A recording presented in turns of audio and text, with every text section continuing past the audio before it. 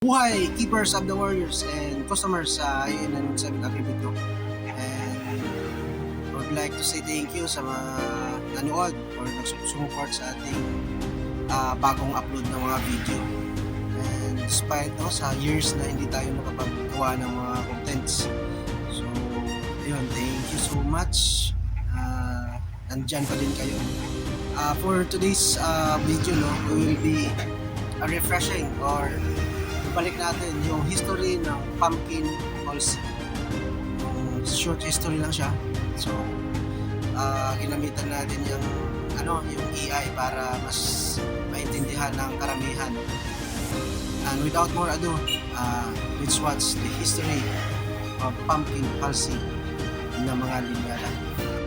Pumpkin halseys emerged over a half-century ago when a famous cocker from Texas named D.H. Halsey was losing cockfights because his birds lacked the size and hitting power necessary to win these brutal contests.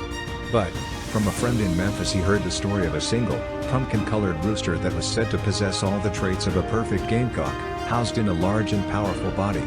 Memphis, the city that gave us barbecue, Elvis, and the blues, seems forever capable of supplying things that are beautiful and at least slightly dangerous. Mr. Halsey traveled from the dry plains of Texas to the humid streets of Memphis, and there he secured the seed stock that would make him one of the most successful cockfights in America for the next 2 decades.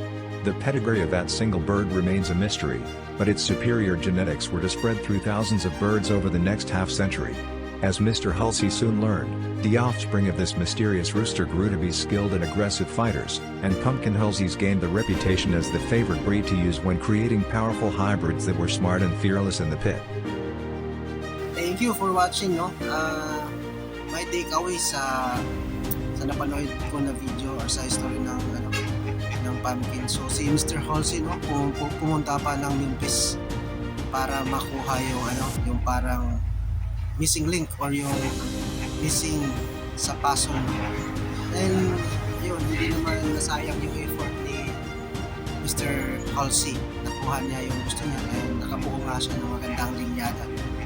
And until now, andyan pa rin or andito pa rin yung pinuo niya na linyada niya yung pumpkin halsey. Napakagandang hulay. So, sa atin din, sometimes need natin mag-take ng rest, pumunta ng iba't iba sa ibang lugar. Baka andun yung swerte, andun yung success natin sa ibang lugar, hindi lang kung ano meron tayo, nasa comfort zone lang tayo palagi, so stop what ifing.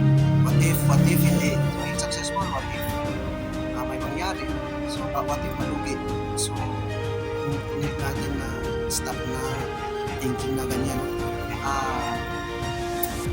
Time siguro na minsan take tayo ng risk para makapag-discover tayo ng bago, away from what we used to sa life natin. And I will end this video sa saying na man cannot discover new oceans unless he has the courage to lose sight of the shore.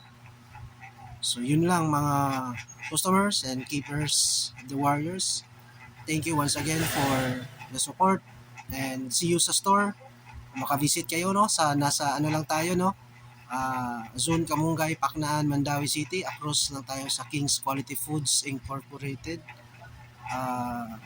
Yan, malapit lang to sa Paknaan Elementary School at sa Santo Niño Parish, Paknaan and Labugon.